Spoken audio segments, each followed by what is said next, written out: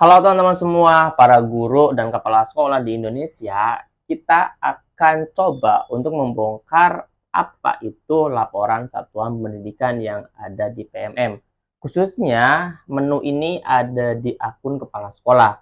Kalau kemarin kita sudah membongkar bagaimana perencanaan di satuan pendidikan, maka sekarang ada laporannya. Laporan ini terdiri dari beberapa item yang di dalamnya itu teman-teman sesuai dengan perencanaan yang sudah kita buat di awal. Jadi kalau teman-teman belum melihat konten saya yang perencanaan satuan pendidikan, maka teman-teman tinggal lihat aja di playlist PMM. Teman-teman lihat di situ ada yang namanya judul membuat perencanaan di satuan pendidikan.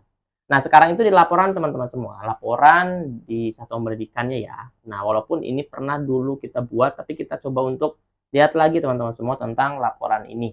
Karena banyak banget yang request bagaimana laporannya, bagaimana menyusunnya, jadi kita coba untuk melihatnya. Nah, step pertama teman-teman semua, seperti biasa saya akan mentutorialkan ini di Canva ya, nanti teman-teman boleh di Word atau di aplikasi manapun, terserah. Nah, coba saya akan buat full fake.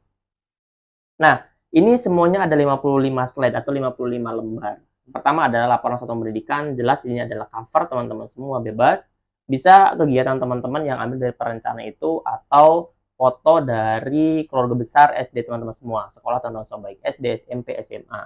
Nah, kemudian teman-teman di step pertama itu ada kata pengantar juga. Nah, setelah cover kata pengantar seperti biasa, programnya perencanaan kemarin apa, kemudian ini di sini di paragraf ketiga tuh menceritakan laporan ini mencakup apa saja. Kemudian teman-teman di terakhir adalah penyusunnya adalah kepala sekolahnya. Kemudian slide selanjutnya ada latar belakang, tujuan seperti perencanaan kemarin, cuman bedanya di sini konteksnya adalah laporan dari satuan pendidikannya. Kemudian yang ini harusnya C ya, visi misi identitasnya ya. Ini salah, harusnya C ini. C visi dan misi, D-nya adalah identitas. Nah, ini seperti biasa, teman-teman tinggal lihat aja di perencanaan kemarin. Kalau sudah selesai di acara pertama, kita langsung ke ID pegawainya. Ada yang namanya gurunya, kemudian kepala sekolahnya, sampai dengan penjaga sekolahnya. Di sini adalah semua keluarga besar di sekolahnya teman-teman semua. Kemudian, selanjutnya adalah program sekolah. Jadi, program sekolah yang pertama teman-teman buat di perencanaan itu dibalikin lagi di laporan. Supaya apa? Supaya di dalam laporannya itu terpampang perencanaannya apa, laporannya apa. Kalau misalkan laporannya misalkan ya, di sasaran pertama itu adalah pengembangan kompetensi lulusan. Nah, di sasaran pertama ini ada yang tidak terlaksana. Nanti di laporannya dibuatkan, misalkan laporan nomor 1 adalah sasaran pengembangan kompetensi lulusan. Sedangkan jenis kegiatannya ada 2 ya. Ada penambahan jam pelajaran, ada pengadaan buku latihan soal. Ternyata di pengadaan buku latihan soal, teman-teman tidak terlaksana dengan baik sesuai dengan perencanaannya. Dibuatkan, kenapa tidak tercapai di pengadaan buku latihannya. Nanti di situ bisa diterangkan. Kalau misalkan jenis kegiatan di dalam satu sasaran itu ada yang tidak tercapai. Tapi kalau tercapai, ya oke, kita akan buat laporan kegiatannya. Nah, contohnya seperti apa? Nah, ini adalah contoh laporan perencanaan. Ini adalah perencanaan yang kemarin sudah pernah kita bahas bersama-sama. Ada 8, saya buatkan sasarannya sesuai dengan kebutuhan sekolah tersebut. Misalnya pelaporan pertama jenis kegiatannya adalah penambahan jam pelajaran, pengembangan kompetensi lulusan. Nah, ini di sini teman-teman bisa dimasukkan dokumentasi. Dokumentasi apa? Dokumentasi kegiatannya. Kalau penambahan jam pelajaran, berarti harus ada diskusi terlebih dahulu antara kepala sekolah dan guru. Misalkan saya dianalogikan ini adalah SD ya teman-teman. Penambahan jam pelajaran di SD harus sepengetahuan kepala sekolah dan guru. Termasuk dalam komite sekolah juga bisa dilibatkan pada saat itu. Nah, di sini saya analogikan sebagai biaya keluar. Di sini hanya biaya dikeluarkannya adalah hanya makan siang. Makan siang di luar jam mengajar diberikan beban 20.000 atau harga net ini disesuaikan dengan harga dasar di kabupaten kota teman-teman semua. Di sini dituliskan teman-teman semua di bawahnya ada latar belakang, diseluskan dulu. Apa latar belakang teman-teman membuat kegiatan ini dan laporan ini. Nah, di sini saya akan coba untuk mendiktekan teman-teman semua ya. Latar belakangnya pada saat penambahan jam pelajaran adalah dalam rangka meningkatkan kompetensi lulusan sekolah berkomitmen untuk mengembangkan berbagai program yang mendukung peningkatan kualitas pendidikan. Salah satu program yang diterapkan adalah penambahan jam pelajaran. Program ini bertujuan untuk memberikan waktu belajar yang lebih banyak sehingga siswa dapat lebih mendalami materi pelajaran dan meningkatkan kemampuan mereka dalam berbagai bidang studinya. Seperti itu. Itu latar belakang supaya kenapa kita melakukan kegiatan ini. Kemudian setelah latar belakang, teman-teman buatkan tujuannya apa. Tujuannya, metode pelaksanaannya bagaimana. Itu kan pasti ada pelaksanaannya seperti apa. Hasil daripada ini, teman-teman. Diskusi ini apa sih? Nah, berarti penambahannya dengan durasi 1-2 jam per hari. Pengajaran dilakukan oleh guru-guru mata pelajaran berkompeten di bidangnya. Kemudian materi diajarkan meliputi mata pelajaran apa? Sesuai dengan komitmen rapat itu. Nah, itu masukkan di metode pelaksanaan. Kemudian metode evaluasinya apa? Di sini evaluasinya melalui tes bulanan untuk mengukur peningkatan kompetensi siswa seperti apa. Kemudian terakhir ditutup dengan kesimpulan dan rekomendasi. Di dalam pokok kesimpulan, di sini adalah kesimpulan dari keseluruhan jenis kegiatannya. Program penambahan jam pelajaran telah berhasil meningkatkan kompetensi siswa dalam berbagai mata pelajaran. Peningkatan nilai rata-rata dan umpan balik positif dari siswa menunjukkan bahwa program ini efektif dalam mencapai tujuannya. Kesimpulannya kok bisa seperti itu ya? Nah, sekarang pertanyaannya adalah, ini adalah dokumen apa? Kalau inilah dokumen laporan, berarti kita akan melaporkan kegiatannya itu apa kegiatan penambahannya. Kesimpulannya apakah itu bisa meningkatkan kompetensi siswa atau tidak. Sedangkan sasarannya adalah pengembangan kompetensi lulusan.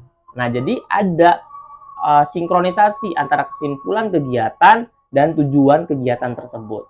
Nah, di bawahnya baru teman-teman buatkan rekomendasi. Program penambahan jam pelajaran perlu dilanjutkan dan diperluas cakupannya. Karena kan berhasil ya teman-teman untuk meningkatkan kompetensi siswanya.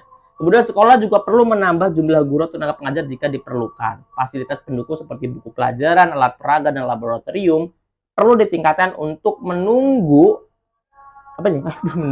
perlu ditingkatkan untuk mendukung kegiatan pembelajaran tambahan. Cukup teman-teman semua seperti ini. Walaupun ada beberapa kegiatan yang memang ada berbeda, bukan metode pelaksanaan, ada juga waktu pelaksanaan. Jadi teman-teman di sini minusnya di pas pertama ini saya belum memasukkan waktu pelaksanaan, tapi nanti kita ada di program jenis kegiatan selanjutnya itu ada tentang waktu pelaksanaan. Nanti kita coba lihat ya di sini ya ada. Nah, ini kita ke yang sasaran kedua dulu teman-teman. Nanti kita akan lihat waktu pelaksanaan seperti apa. Ini mencetak dan menyusun dan mencetak kurikulum KOSP. Di sini teman-teman, di sini saya belum memasukkan biaya untuk mencetak ya. Nanti teman-teman tinggal disesuaikan aja pengeluarannya. Ini belum saya edit untuk mencetak dokumentasi KOSP-nya seperti apa. Seperti biasa latar belakang seperti pertama saya jelaskan tujuan ada. Nah, ini ada proses penyusunan kurikulum teman-teman. Jadi proses penyusunan kurikulumnya apa? Kemudian karena di sini jenis kegiatannya adalah mencetak, maka di sini ada proses pencetakan dan distribusi seperti apa. Ini kalau misalkan laporannya itu sedikit lumayan komprehensif ya teman-teman, lebih lengkap lah ya. Kalau misalkan mau yang middle, ini juga masih middle sih. Kalau misalkan teman-teman mau lebih lengkap lagi, ada pas ketika nyusunnya dideskripsikan. Nah, ini middle ya, pertengahan. Menurut saya ini juga udah cukup sih kalau misalkan teman-teman mau mengembangkan ya silakan. Nah, di sini ada proses penyusunan kurikulum, ada juga proses pencetakan. Si KOSP ini dicetaknya dan distribusikan kepada siapa? Guru dan tenaga kependidikan. Didistribusikannya membagikan kurikulum ini kepada seluruh guru dan menyimpan beberapa salinan di perpustakaan sekolah untuk referensi. Sesuai dengan keadaan nyata di sekolahnya teman-teman semua. Nah, ditutup dengan kesimpulan dan rekomendasi. Jadi, per slide-nya atau per lembarnya itu menyesuaikan jenis kegiatannya. Seperti itu teman-teman semua. Termasuk ini juga kalender pendidikan. Nah, di sini ada proses penyusunannya, proses mencetakannya, yang pokoknya yang dicetak itu sesuai kan dengan apa jenis kegiatannya. Nah, coba kita lihat untuk ini ya teman-teman ya. Untuk waktu pelaksanaannya nih teman-teman. Nah, di dalam slide yang beberapa ini yang udah sampai 55, per kegiatannya berbeda-beda. Jadi suruh katakan bahwa sesuai dengan jenis kegiatan yang ada. Apakah itu latar belakangnya, apa itu tujuannya, apa itu proses pelaksanaannya, evaluasinya, dan lain sebagainya. Nah, teman-teman, mana ya, kok belum ketemu ya? Benar ya teman-teman ya. Saya ada satu slide yang memang di situ sudah ada waktu pelaksanaannya. Kita lihat di slide ke berapa nih ya? Kok udah ya? kelebihan. Nah, di sini teman-teman semua, di slide yang paling akhir itu ada waktu dan tempat pelaksanaan. Jadi, misalkan teman-teman mau buat ini ya dari awal ya, harusnya waktu dan tempat pelaksanaan itu ada di slide pertama sampai slide terakhir. Tapi saya belum edit di slide pertamanya. Nanti kita coba edit ya. Ini kita di slide terakhir di nomor 8 di sasaran pengembangan implementasi sistem penilaian. Ini ada analisis soal dan refleksi. Di sini teman-teman waktu pelaksanaan tempat pelaksanaannya adalah kegiatan analisis soal dan refleksi dilakukan setelah pelaksanaan ujian. Biasanya dalam waktu 1 minggu setelahnya. Itu waktunya. Kemudian tempatnya ya pasti di sekolah teman-teman semua. Nah, waktu dan tempat pelaksanaan itu penting sebenarnya di setiap kegiatan untuk meyakinkan bahwa laporan satuan pendidikan ini benar dilaksanakan di sekolahnya. Nah, nanti teman-teman tinggal tambahkan dari slide pertama sampai slide terakhir itu waktu dan tempat pelaksanaannya.